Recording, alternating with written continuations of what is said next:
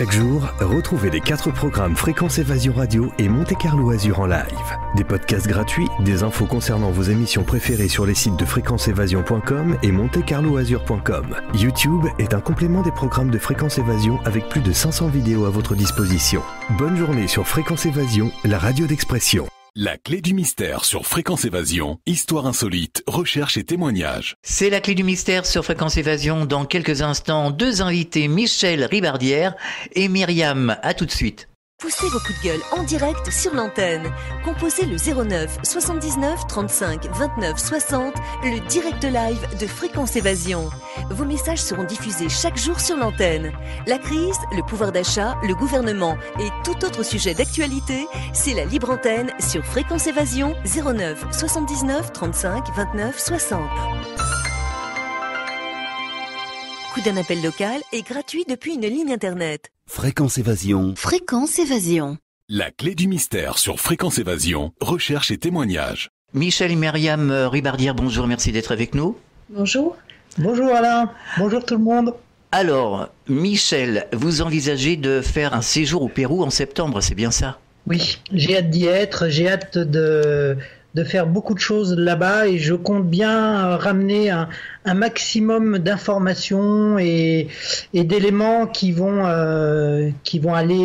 nous informer sur les découvertes qui ont été réalisées ces dernières années au Pérou. D'accord. Donc vous projetez de partir début septembre, je suppose? J'aimerais bien y être le 5 septembre si c'est possible, en même temps que les scientifiques qui iront à ce moment-là et que nous attendons au Pérou. Vous allez retrouver Thierry Jamin? Thierry Jamin, toute l'équipe d'Incari, que je ne connais pas, mais j'ai hâte de faire leur connaissance. Et puis, j'espère pouvoir, évidemment, voir un maximum de choses, prendre contact avec diverses personnes que j'ai rencontrées par Internet et qui se situent autour des découvertes. D'accord. Alors, depuis vos dernières interventions sur cette antenne, est-ce qu'il y a eu du nouveau? Alors, on n'a pas encore reçu toutes les analyses au niveau d'Incari. Donc on a encore des choses qui courent, qui vont être interprétées, mais il faut du temps. Il faut que les personnes qui attendent en fait ces éléments ne s'impatientent pas. Alors il a été quand même intéressant de voir que nous avons déjà reçu des analyses qui ont été réalisées par des médias. Alors il faut reconnaître qu'il y a un petit problème, c'est que les médias qui ont fait ces demandes d'analyse ne les ont pas fait, si vous voulez, avec l'appui d'un scientifique qui est trempé dans le sujet des analyses génétiques par exemple, et du coup elles ne sont pas forcément pertinentes, malheureusement. Alors nous le savons parce qu'aujourd'hui nous les avons reçues, nous savons enfin ce que les médias ont fait comme analyse, et puis surtout nous avons en interne une scientifique qui nous a montré en quoi les choses n'étaient pas pertinentes, et en quoi même un certain nombre de résultats qui peuvent paraître contradictoires, ne le sont pas forcément en réalité. Voilà, donc on est dans la réflexion actuellement et on est poussé forcément, si l'on veut la vérité, on est poussé à poursuivre des analyses, mais d'une façon cette fois coordonnée, commanditée par des personnes qui ont les compétences. D'accord. Donc il faudrait finalement que ces analyses soient reprises. Dès le départ, il aurait fallu avoir des scientifiques, n'est pas scientifiques qui le croient. Bien sûr. On peut pas. Analyse génétique, c'est un terme vague en réalité. Il y a plein de choses. On peut demander plein de choses et il faut savoir dès le départ ce que l'on veut obtenir comme information.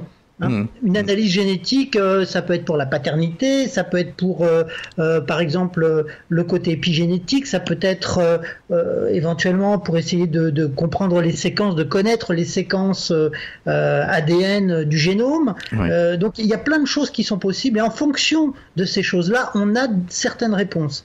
Et ce qui, malheureusement, il faut quand même le dire, n'a pas été correctement conduit au départ par en tout cas les médias, puisque il se trouve que, alors je vais vous dire, peut-être par chance, je ne sais pas, mais en tout cas, il se trouve que Incari Cusco, l'Institut Incari Cusco, a en revanche pu obtenir, faire réaliser une analyse qui est exploitable, elle. Oui. Mais ça n'est pas suffisant. Il faut continuer, aller bien plus loin, essayer de mieux comprendre.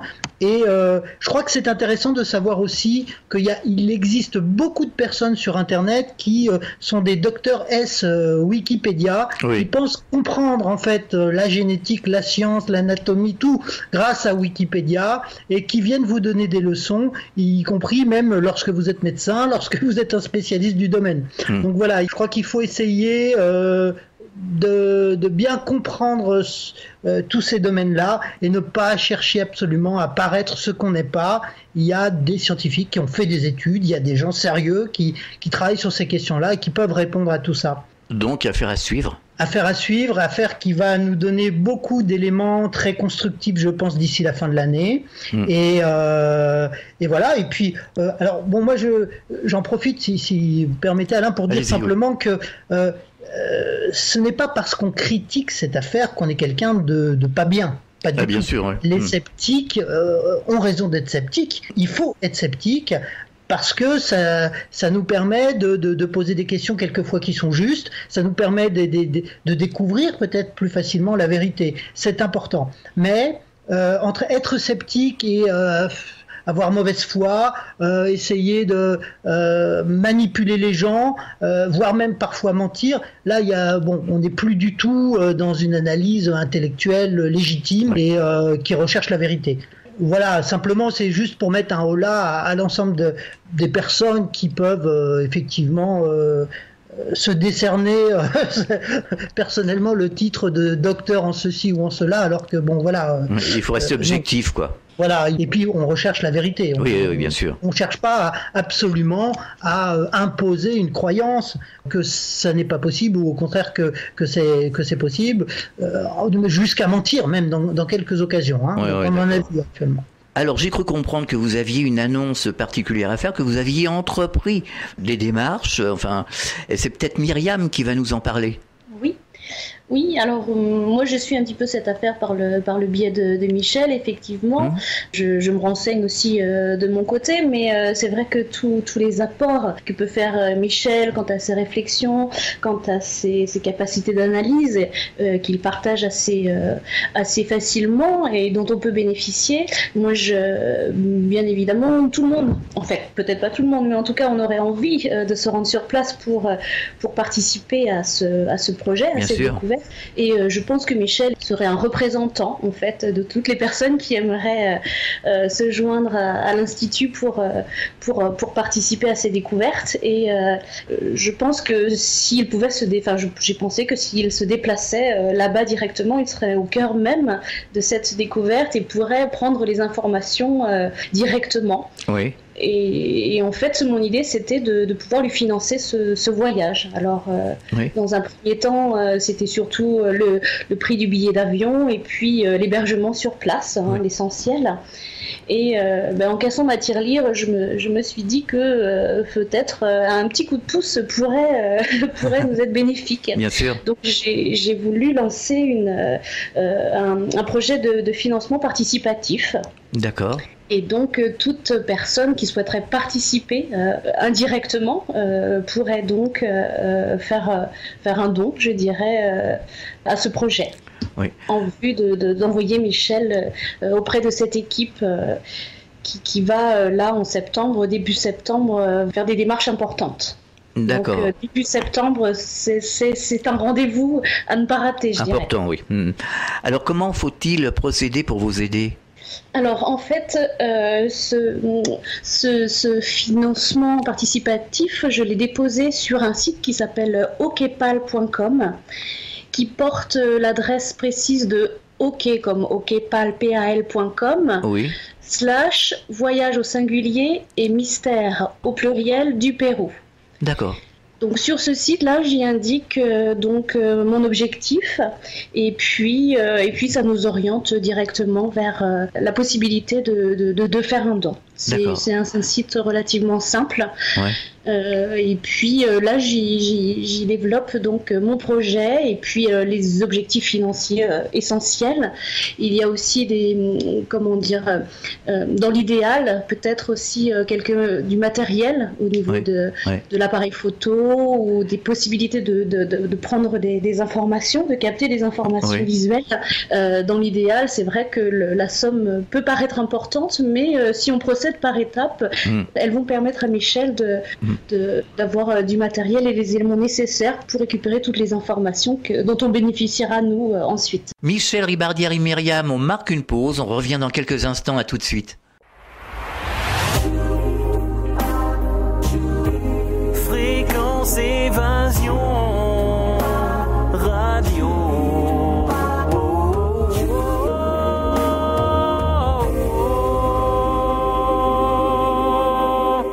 Fréquence Évasion. Fréquence Évasion. La clé du mystère sur Fréquence Évasion, recherche et témoignages. Nous sommes de retour sur Fréquence Évasion pour la deuxième partie de la clé du mystère, toujours en compagnie de nos deux invités, Myriam et Michel Ribardière. Alors, quelles sont les grandes lignes de ce projet ? Déjà, en fait, les grandes lignes de ce projet, ce serait donc que Michel se déplace là-bas, qu'il puisse récupérer, qu'il puisse peut-être se mettre en relation avec les personnes. Enfin, il sera mis, de toute façon, il sera en relation avec les personnes de l'équipe. Il rencontrera sûrement des personnes au niveau local. Il enregistrera donc des fichiers audio. Il fera des photos et puis j'imagine qu'à chaque fin de journée, avec ce qu'il aura récupéré comme information, il écrira, comme il fait toujours. Et puis il partagera tout ce qu'il aura recueilli. Et je sais qu'il le partagera sans rien oublier. D'accord. Donc le projet, c'est l'encourager et le porter vers le Pérou, en fin de compte. D'accord. Est-ce que vous auriez quelque chose à ajouter justement sur ce projet et ce financement ?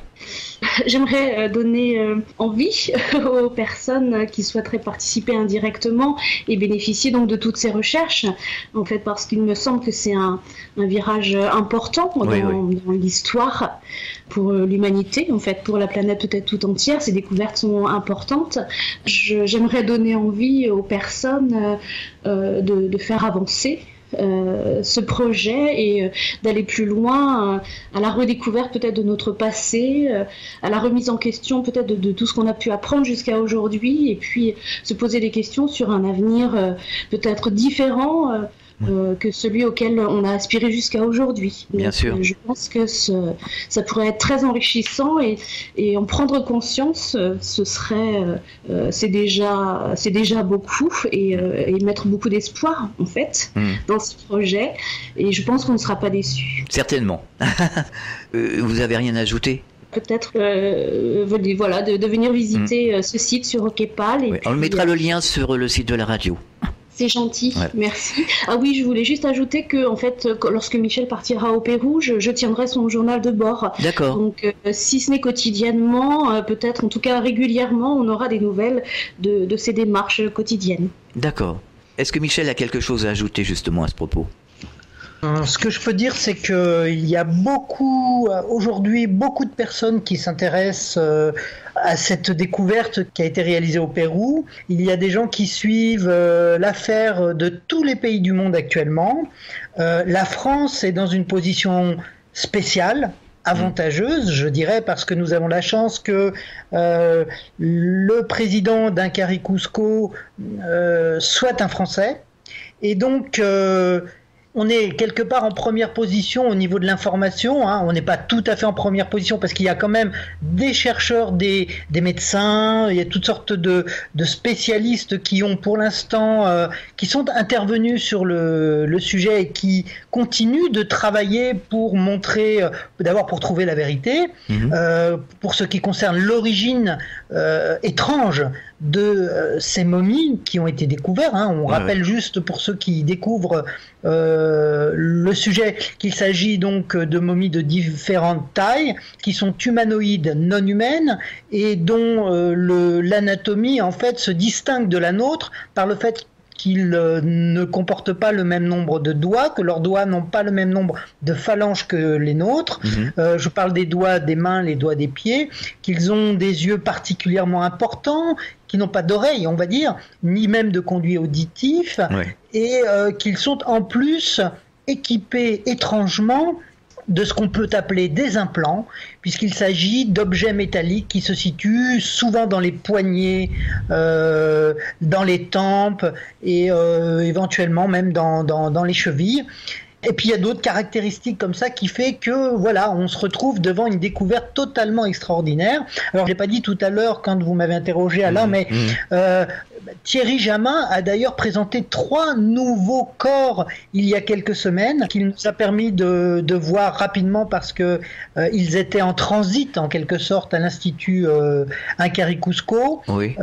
Ces matériaux biologiques ont malheureusement été vendus par les Waqueros, les chercheurs de trésors, les pilleurs de tombes qui ont trouvé ces matériaux. Et donc Thierry Jamin a pu convaincre le chef de ces Waqueros de lui laisser quelques heures afin qu'il puisse prendre des photographies, des vidéos et surtout des IRM. D'accord. Et là, on se retrouve devant des corps qui forcent les interrogations, parce que les corps entre eux, on en avait déjà de cette taille-là, on en a récupéré plusieurs, donc je le rappelle pour ceux qui découvrent, il y en a qui font 60 cm environ, et qui définitivement ne sont pas de la même espèce que l'espèce humaine, et puis il y en a qui sont plus grands. Alors on a trouvé a priori une femme qui fait 1m68 et qui n'est pas non plus, on ne peut pas dire qu'elle corresponde aux critères de l'espèce humaine, parce qu'elle a 3 doigts encore seulement, avec 5 phalanges par doigt. Enfin, elle a certaines caractéristiques de cette espèce de 60 cm et certaines caractéristiques de l'espèce humaine. Elle est à mi-chemin. Et on a d'ailleurs découvert avec cet être, on a découvert un enfant qui a à peu près 1 an, qui doit avoir un peu moins d'1 an ou qui a 1 an. Quand je dis on a découvert, ce n'est pas nous qui avons découvert, ce sont les Waqueros, et on avait pu les récupérer pendant un temps. D'accord. Alors, je pense qu'on va continuer d'avoir encore un accès pendant quelques temps, mais ça va s'arrêter. Faut pas qu'on se fasse d'illusions. À un moment donné, ça va s'arrêter. L'Institut Incarri Cusco n'a pas pour objectif de collectionner ce genre de matériaux, mais plutôt d'en étudier l'origine, la nature, de comprendre en fait d'où ils viennent et de créer de l'information sur le sujet, et puis ensuite de le transmettre aux autorités qui sont soit les autorités péruviennes, puisque ce sont des matériaux du Pérou, soit mieux, ce qui serait encore mieux, parce qu'ils seraient protégés par une organisation internationale, de les transmettre à l'UNESCO. À ce titre, si je voudrais me permettre, Alain, si c'est possible, de vous remercier, ainsi que tous les auditeurs de Fréquence Évasion. Nous avons commencé à avoir des contacts. Alors, je ne sais pas si ça va nous permettre d'aller jusqu'au gouvernement, mais a priori c'est possible, mais quelques-uns de vos auditeurs, certains qui dépendent du ministère de la Culture, d'autres qui ont leurs entrées parmi les membres soit du gouvernement, du gouvernement, disons, nous ont contactés. Alors, ça avance très, très, très doucement, malheureusement. Est-ce parce que la France est en vacances? J'en ai bien peur, mon cher Alain. Je crois quand on n'est pas en grève, quand c'est pas un jour férié, quand c'est pas un pont, on est en vacances. La France est arrêtée, là. Bien. Donc en tout cas voilà, donc il y a des choses du côté français, ça bouge un peu moins en ce moment, mais ça remue un petit peu, quoi. On attend quand même, si vous êtes un des auditeurs, j'en profite, j'y vais à fond, Alain, allez-y. Donc je relance un appel, si vous êtes un auditeur de Fréquence Évasion, si vous avez des entrées au gouvernement rapidement, parce que j'ai un contact actuellement mais j'ai plus trop de nouvelles, et en tout cas voilà, si vous avez une possibilité, contactez Alain, envoyez-nous votre adresse email, qu'on puisse prendre contact, et je me ferai un devoir, si vous voulez, de transmettre un rapport interne que nous avons réalisé à l'attention du gouvernement, ainsi que les analyses, les photographier, enfin tout ce qu'il faut pour que le gouvernement puisse se rendre compte de l'importance de la découverte, quelque chose d'assez considérable puisqu'il bouleverse littéralement notre histoire, notre présent, et on va le voir, mais aussi notre futur. D'accord. Alors de toute façon, on mettra un lien sur le site de la radio avec toutes les références, comme ça les auditeurs n'auront pas à chercher. J'en profite aussi pour dire merci à ma chérie qui a bien voulu. Moi, j'aurais pas osé faire, ça va, elle a tenu le coup, quand même. Au financement participatif. Mais sincèrement, c'est vrai que personnellement, les Français et l'argent, la recherche et l'argent, on a peur. C'est sulfureux, pas possible. Et je me suis dit, quand elle a fait ça, oh là là, je vais me faire attaquer partout. Et finalement, si ça marche, croyez-moi, je serai le plus heureux, évidemment, de me retrouver là-bas, de prendre tout ce qu'il faut comme information, de communiquer, de renvoyer vers les citoyens, vers nous, vers la France, tout ce qu'il faut pour qu'on en sache davantage. Il n'y a pas de problème. Myriam et Michel Ribardière, merci pour cette intervention et bon courage pour la suite en tout cas. Merci tout le monde. Merci à vous. Gros bisous tout le monde. La clé du mystère sur Fréquence Évasion, recherche et témoignages. Thierry Jamin, bonjour et merci d'être avec nous. Bonjour, c'est avec plaisir. Bah nous aussi. Alors pour commencer cet entretien, nous ne ferons pas de rétrospective de cette aventure. Nous l'avons évoqué avec Michel Ribardière. Comment avez-vous vécu cette aventure? Où en êtes-vous aujourd'hui? C'est une affaire qui nous occupe et particulièrement stressante puisqu'elle nous a accaparé et des douleurs de tête, des migraines à répétition parce que c'est beaucoup d'inquiétudes, beaucoup de préoccupations. Nous, on a évidemment une démarche, on essaye du moins d'avoir une démarche scientifique pour faire la part des choses, essayer de savoir s'il s'agit d'une fraude ou peut-être d'un événement historique, mais quand même avec l'impression, avec l'intuition qu'il s'agit quand même de quelque chose de réel, parce qu'on n'a pas encore trouvé les preuves d'une fraude. Ouais. Et donc, c'est beaucoup d'inquiétudes parce qu'on se bat depuis 9 mois pour diffuser l'information et pour éviter que ce matériel archéologique ne disparaisse hors du Pérou ou même à l'intérieur du Pérou, mais en tout cas dans des mains de collectionneurs privés. Et donc ne disparaissent du patrimoine mondial. Bien sûr. Et donc on lutte depuis des mois pour essayer de sauver le matériel. Et donc pour répondre à votre question, c'est beaucoup de stress, beaucoup d'inquiétude. Je me doute, oui. Et de tracas. Alors suite à la présentation du 11 juillet dernier, avez-vous eu des réactions, des questions inattendues du public ou de chercheurs? On a eu et on a beaucoup de demandes par rapport aux analyses notamment. Évidemment, beaucoup de personnes sont intéressées par cette histoire et on essaye de répondre tant bien que mal à tout le monde. Mais je pense que les spécialistes qui sont intervenus le mardi 11 juillet à Lima ont montré les éléments que nous avons sur cette affaire, des éléments concrets. Et ils ont montré leur opinion. Ils ont expliqué pourquoi ils pensent que ces restes sont réels, qu'il s'agit d'entités qui ont réellement vécu à une certaine époque de l'histoire humaine. Et donc il y a beaucoup d'interrogations, beaucoup de personnes qui veulent savoir ce qu'il en est. C'est certain. Alors, on en parlait juste en début d'émission. Une question qui taraude les auditeurs. Est-ce que ces momies, ces corps sont d'origine terrestre ou extraterrestre? Alors, vous me disiez à l'instant qu'on ne pouvait pas vraiment y répondre, mais quels sont les éléments qui pourraient dire que ce sont des corps extraterrestres? Bien, alors déjà, je pense qu'en montrant qu'il ne s'agit pas d'une fraude, en tout cas, à cet instant-là, on n'a pas d'indice d'une fraude. Et à partir du moment où l'on accepte le fait que ces créatures, que ces entités ont réellement existé, c'est déjà un grand pas. Oui. Enfin, ensuite, quand on les a sous les yeux, on a du mal à penser qu'ils soient d'espèces humaines. Nous avons eu la chance exceptionnelle de pouvoir étudier 2 espèces différentes une espèce plutôt reptilienne. Alors je parle d'Albert, de Josefina et de Victoria, tels que les ont baptisés les internautes. Et puis nous avons de l'autre côté Maria et un bébé qui semble également hybride. Donc, à mi-chemin entre peut-être ces reptiliens et l'espèce humaine. Et quand vous les avez devant vous, on a vraiment beaucoup de mal à penser et à croire qu'ils soient humains.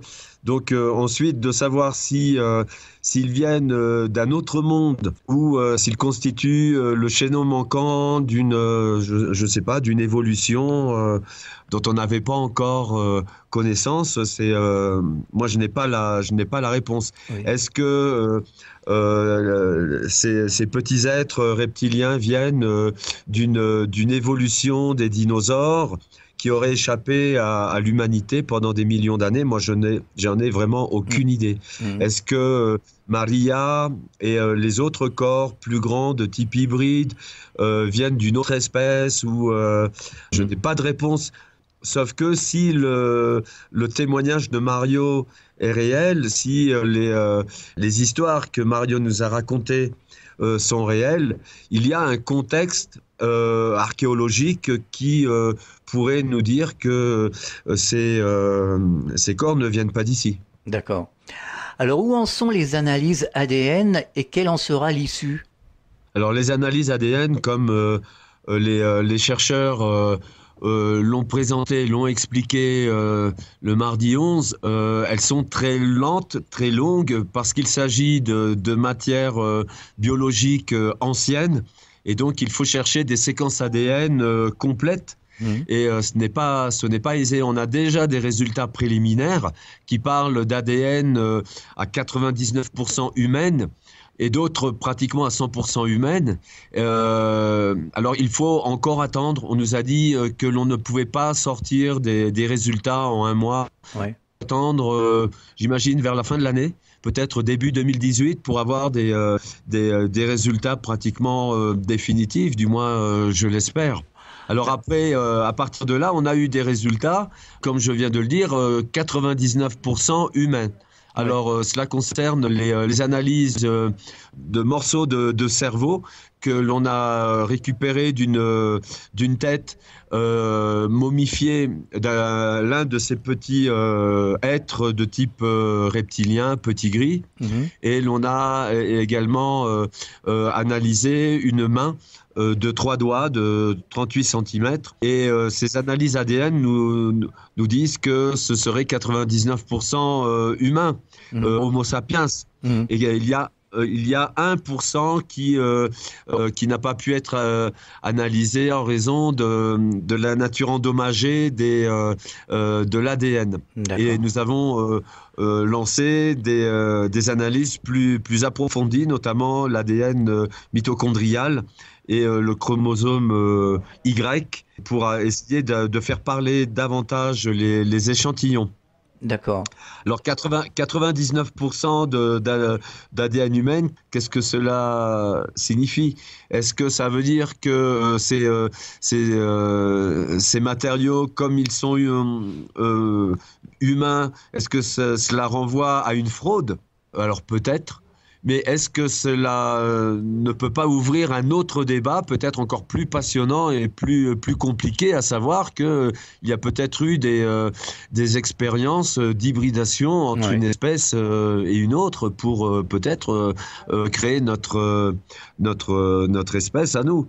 Il faut se rappeler que les hommes et les singes ont 99% d'ADN commun. Tout à fait. Et c'est ce 1% de différence qui fait que nous sommes deux espèces différentes qui ne peuvent pas se reproduire entre elles, etc., etc. Donc, on m'a même expliqué que les crapauds, les chiens, enfin bon, tout ce qui vit, tous les animaux de la planète possèdent une grande partie d'ADN commun. Bien sûr. Donc, il faut faire extrêmement attention sur les interprétations de ces analyses. Alors, on parle d'implants trouvés près des momies. Pouvez-vous nous en dire plus?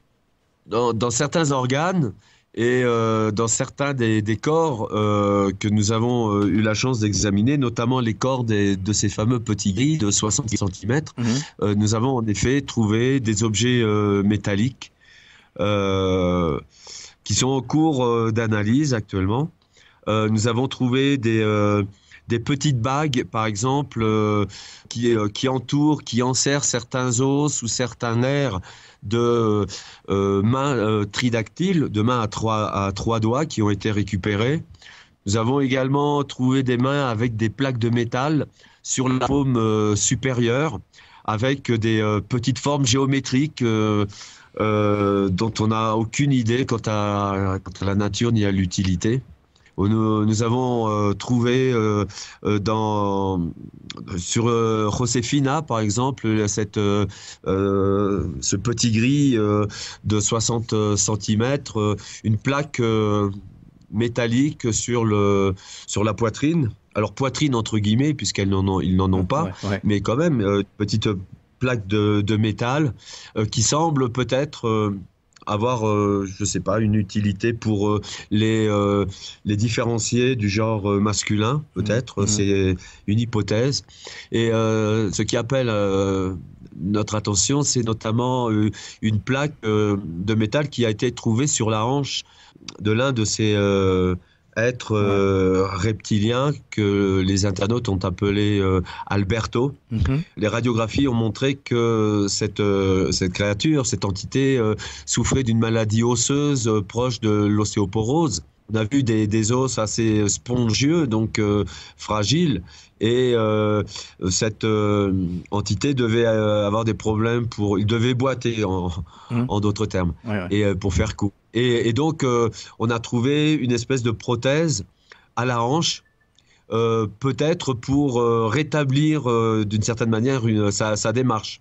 Et donc, s'il s'agit bien de quelque chose de réel, s'il ne s'agit pas d'une fraude, il doit s'agir d'un métal biocompatible qui ne soit pas rejeté par le corps humain, par le corps. Je ne sais pas si c'est humain. Et donc, tout ça, tous ces matériaux sont en cours d'analyse. Mais alors on parle de fraude, pourquoi une fraude justement? Les auditeurs nous disent, mais pourquoi il y aurait eu fraude? Ah bien, parce que j'imagine que non, la découverte vient de huaqueros, c'est-à-dire de pilleurs de tombes, et ils font leur business par la vente aux touristes et à l'étranger de matériel préhispanique, des vases, des momies, etc. Ils les vendent des milliers de dollars. Et certains d'entre eux ont peut-être eu l'idée de monter une histoire improbable de momies extraterrestres pour pouvoir les vendre des centaines de milliers de dollars. Donc nous, on est toujours sur la trace d'indices d'une telle fraude. On n'a pas encore trouvé ces indices, mais ça ne veut pas dire que cela n'existe pas. Maintenant, s'il s'agit d'une fraude, je pense qu'il faudra féliciter le fraudeur, ou les fraudeurs, parce qu'ils auront réussi à réaliser des corps presque parfaits, qui échappent aux analyses des radiographies, aux analyses des IRM, aux analyses de tous les spécialistes qui se sont penchés et qui se penchent actuellement sur ces corps. Donc, fortiche les mecs, si ce sont des fraudes. Pour autant, on ne peut pas écarter, cette hypothèse. Donc, moi, je reste toujours très prudent, même si mon petit doigt me dit que cette histoire est réelle. C'est réel, oui. Alors, j'avais posé la question suivante à Michel Ribardière. Est-ce que justement, on voit des organes au scanner dans les IRM? Est-ce qu'on voit les organes à l'intérieur des corps? Alors, en ce qui concerne Maria et le petit être hybride, on dirait un bébé de 7-8 mois, oui, on voit les organes. On voit Maria, le cœur, les poumons, elle a tous ses organes internes, et c'est d'ailleurs très intéressant parce que cela montre qu'il ne s'agit pas de momies. Voilà, ça veut dire qu'ils n'ont pas subi ce processus d'éviscération propre aux momies telles qu'on les connaît non seulement en Égypte mais aussi à Nazca. Donc ce sont des corps, c'est un corps intact qui a été plongé apparemment dans un bain de terre de diatoméa. Je ne sais plus comment on dit ça en français. Pardon ? Diatomée, et qui est une poudre qui a été analysée il y a 2 semaines, puisque beaucoup de détracteurs disaient que on avait plongé les momies dans du plâtre ou de la craie pour cacher d'éventuelles coupures ou manipulations faites à ces momies. Et on a vu que la terre de diatomée est en fait donc cette poudre, c'est de la terre de diatomée, et que c'est une substance qui est très particulière, puisqu'elle est composée de presque exclusivement de petites algues microscopiques et qu'elle a des propriétés antiseptiques notamment très importantes. Et justement, elle a également des propriétés de conservation, puisque vous plongez un corps dans la terre de diatomée et il va se conserver pratiquement ad vitam aeternam, ne va pas se décomposer. Alors dans ce cas-là, c'est difficile d'envisager une fraude, si on voit les organes.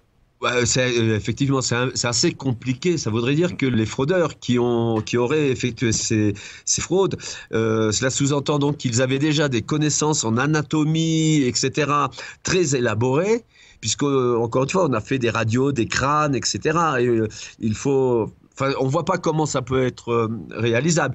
Il aurait aussi fallu qu'il soit au courant des propriétés de la terre de diatomée, etc., etc. Donc ça fait des si, et ça rend quand même une fraude très, très aléatoire, très, très compliquée. Moi, personnellement, je ne vois pas comment on aurait pu faire une fraude de ce type. Alors comment peut-on expliquer la morphologie de ces corps, à savoir les mains qui ont 3 doigts, les têtes qui font plutôt penser effectivement à des têtes extraterrestres, et le fait que ce ne sont pas des mammifères ? Alors, en ce qui concerne la morphologie des uns des autres, comme je vous l'ai expliqué, on serait... Encore une fois, je me fais toujours l'avocat du diable. C'est toujours s'il ne s'agit pas d'une fraude. On serait en présence de 2 espèces différentes. L'une plutôt reptilienne et l'autre qui serait plutôt hybride, peut-être à mi-chemin entre les fameux petits gris et l'espèce humaine.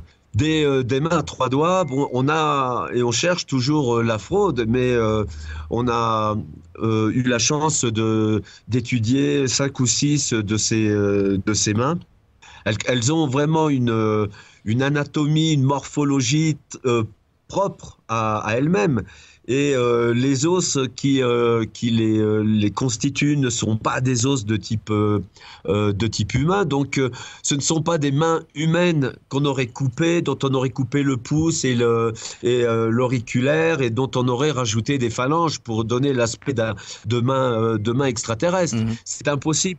D'autant plus que ça laisserait des coupures s'il s'agissait de mains humaines mutilées. Et on sait que la peau morte ne se régénère pas, donc on ne peut pas couper des chairs de momifiés parce que ça laisse des cicatrices, ça laisse les coupures de ces fraudes. Donc on n'a pas ce genre de choses. D'autant plus que des mains qu'on a pu étudier sortent des tendons.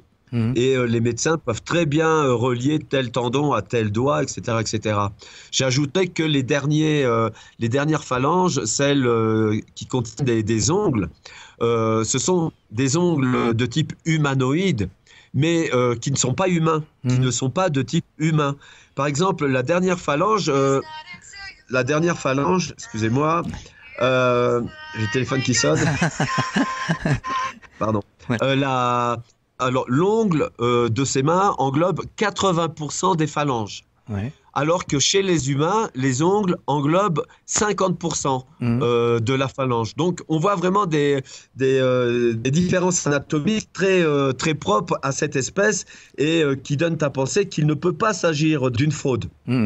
Quant au petit gris, comme je vous l'ai expliqué, ce sont des anatomies propres à une espèce qui semble quand même se rattacher aux reptiliens, puisque dans le corps, dans l'abdomen de l'un des 3 spécimens que nous avons pu étudier, nous avons eu la surprise au mois d'avril de découvrir la présence de 3 œufs. D'accord, oui. C'est pour ça que c'est pas des mammifères. Et d'une sorte de vagin horizontal entre les jambes, comme une espèce de cloaque qui nous donne à penser donc que cette espèce avait un genre masculin-féminin.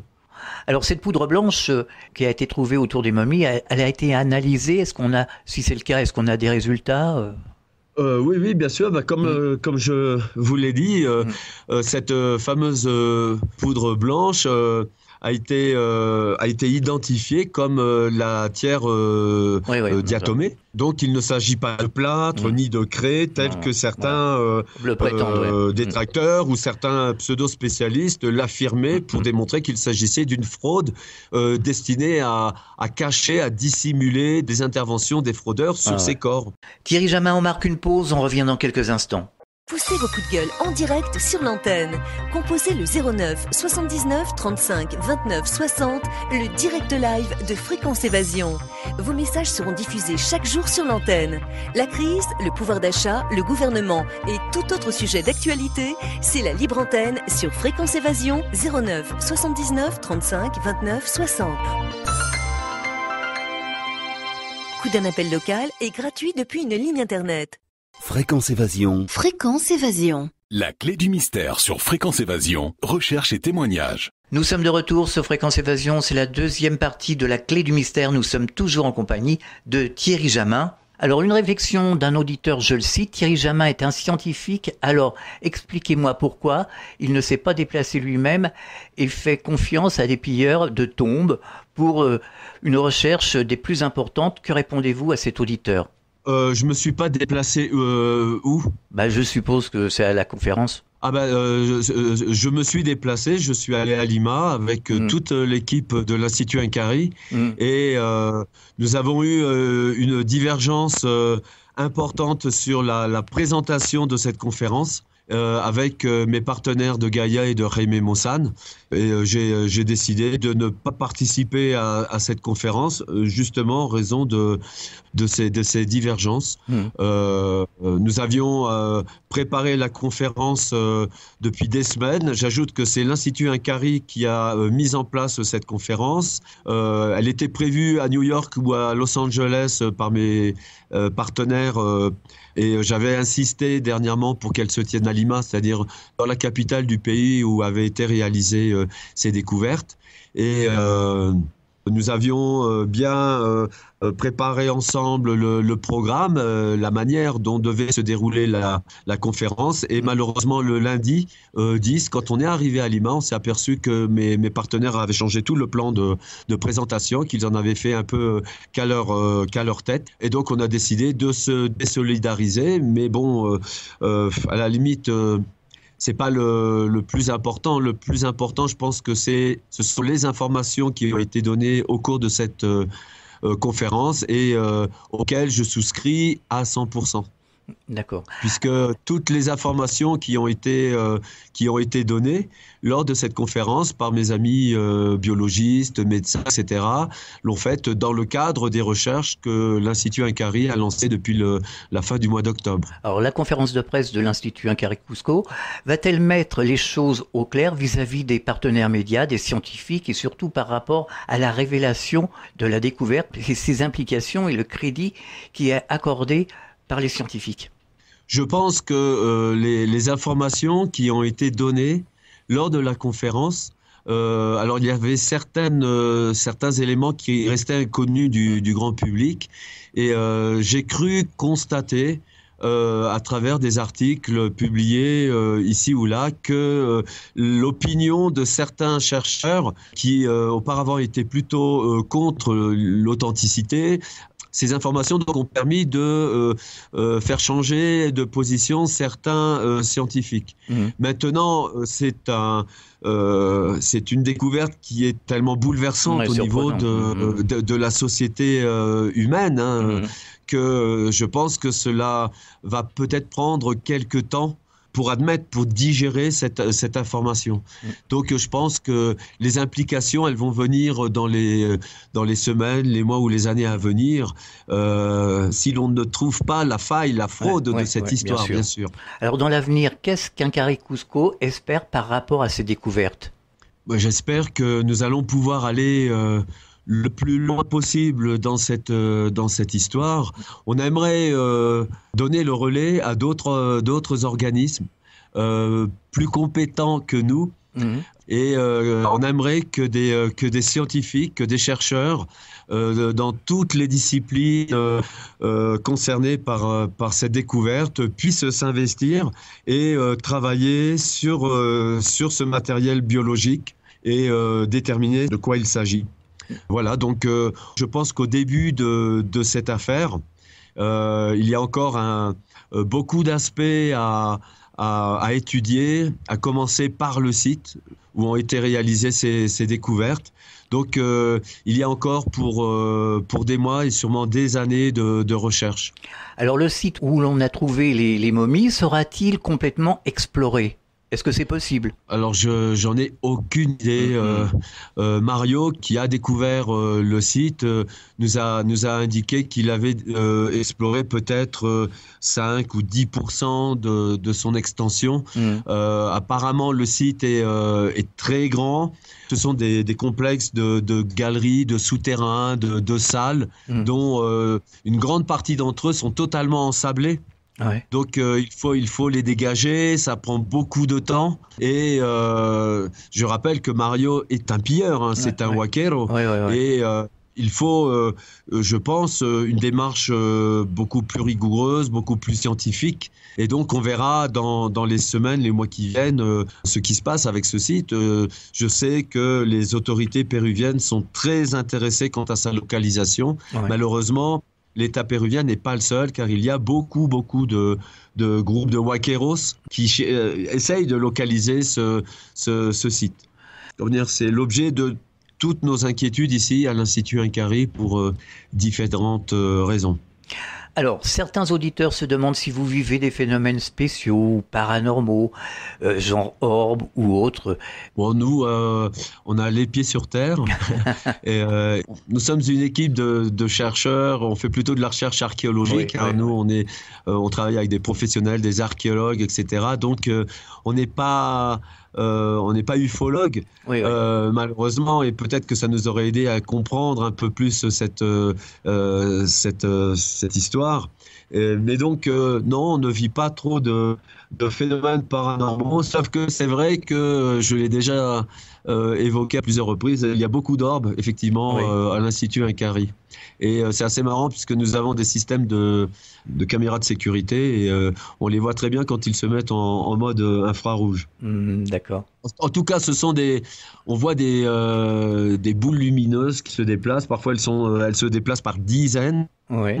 Et je n'ai strictement aucune idée de ce que ça peut être, ni je n'ai aucune idée de ce phénomène. Ces orbes, elles sont blanches ou elles ont une couleur ? Elles sont blanches, elles ont une petite queue lumineuse, alors elles changent souvent de direction, c'était assez curieux. Parfois elles sont bleutées. Oui. Et elles restent visibles à la caméra, certaines 2, 3, 4, 5 secondes avant de disparaître. Et parfois, il y en a des dizaines. Et alors, c'est assez marrant parce que très souvent, la salle est vide. Et quand on commence à les appeler, ils arrivent. En tout cas, ils se manifestent. Donc, c'est très curieux. C'est très curieux. Alors, une remarque d'un auditeur. Thierry avait annoncé une surprise pour la précédente conférence de presse. Certains auditeurs n'ont pas compris la teneur de la surprise. Quelle est-elle ? S'agit-il de la momie d'enfant découverte à l'emplacement où était Maria ? Alors, la petite surprise que l'on a montrée lors de la présentation de cette conférence était en effet cette petite entité de 7-8 mois qui apparemment serait de la même espèce que Maria. Qui comporte les mêmes caractéristiques, c'est-à-dire un crâne un peu disproportionné, de grands orbites, et des mains et des pieds de 3 doigts, de 5 phalanges. Voilà. Et c'est l'élément nouveau que l'on voulait faire connaître au moment de cette conférence. Alors, comme Maria est-elle à mi-chemin entre notre espèce et celle plus petite qui a été retrouvée? Alors, on aimerait bien avoir des réponses sur cette question. Et vous savez, c'est une histoire et une affaire qui laisse finalement beaucoup plus de questions que de réponses. On a pu, lors de cette conférence, répondre à 3 questions fondamentales. La première, c'est oui, il s'agit de matériel biologique.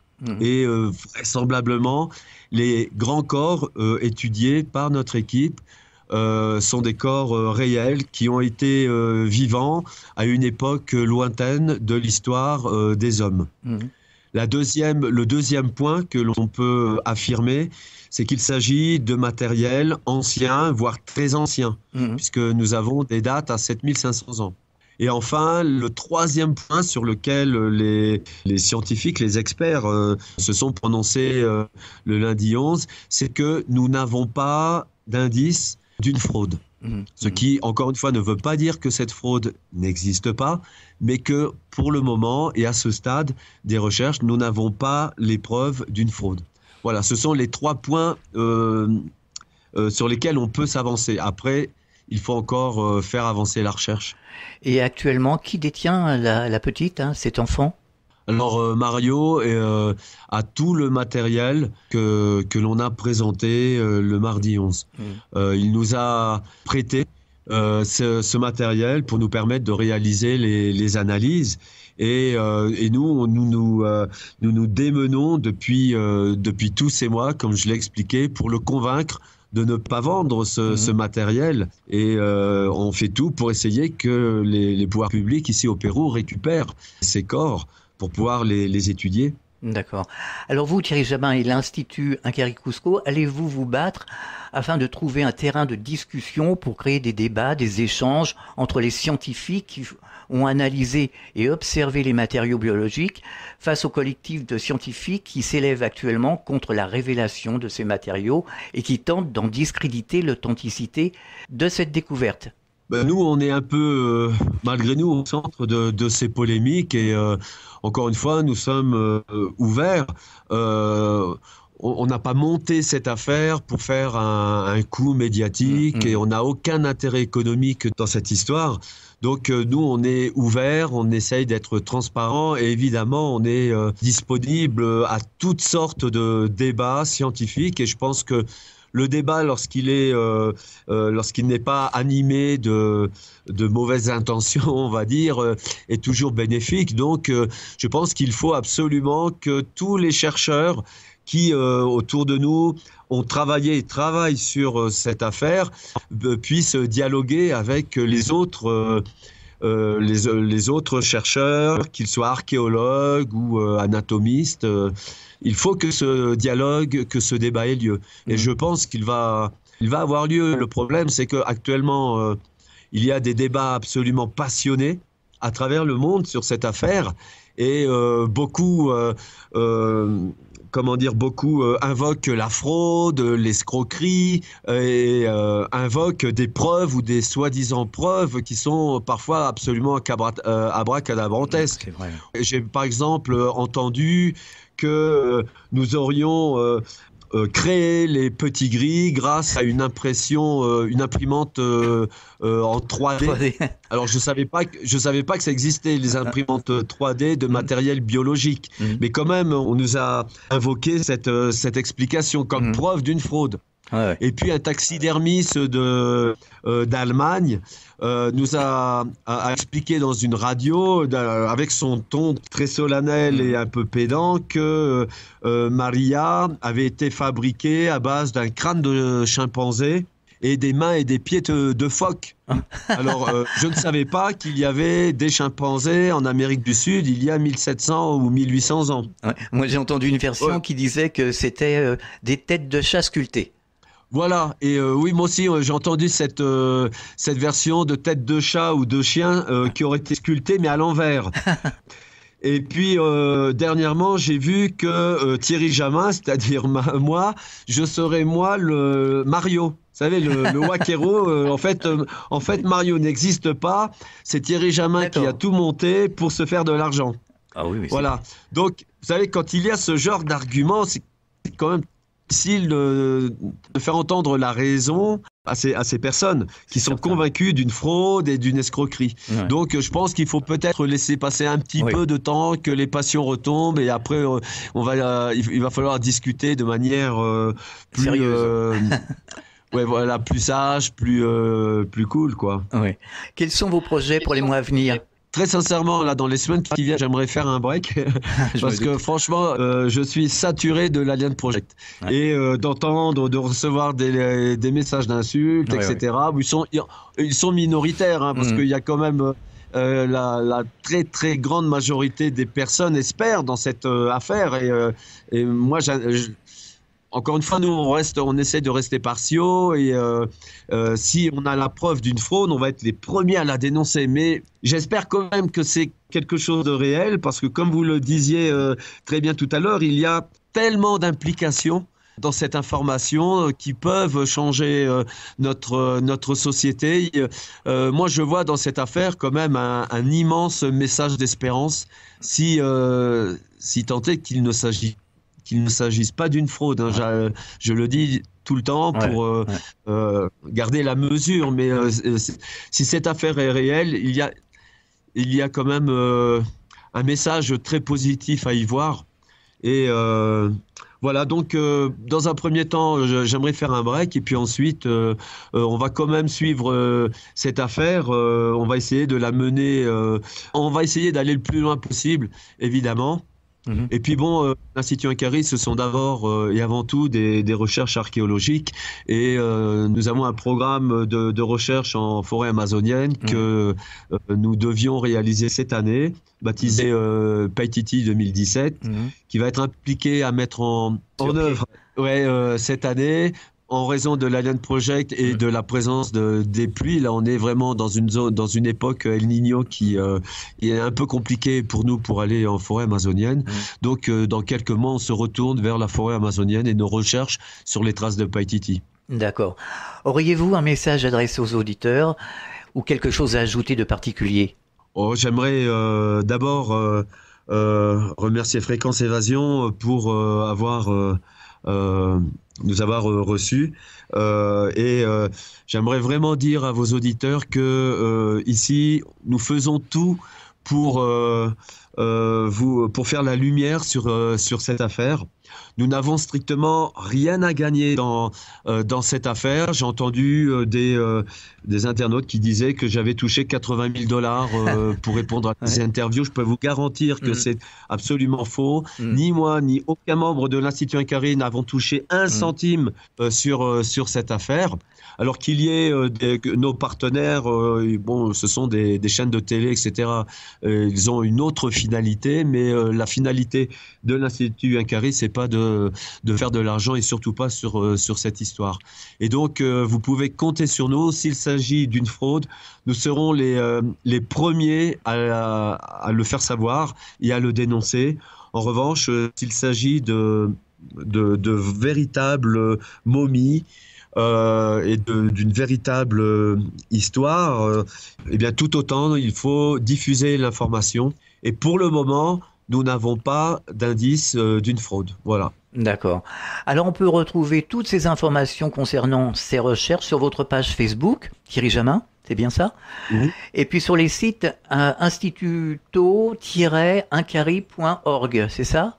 Tout à fait. Et nous avons une page thealienproject.com où il y a toute l'actualité sur cette affaire des momies de Nazca. De toute façon, ça sort sur Google automatiquement. Hein. Ouais, il n'y a pas de souci. Thierry Jamin, merci d'avoir participé à cette émission. C'était un véritable plaisir. À très bientôt, j'espère. C'est moi qui vous remercie, Alain. Ça a été un grand plaisir également. Et je vous dis à très bientôt. Au revoir. Fréquence Évasion.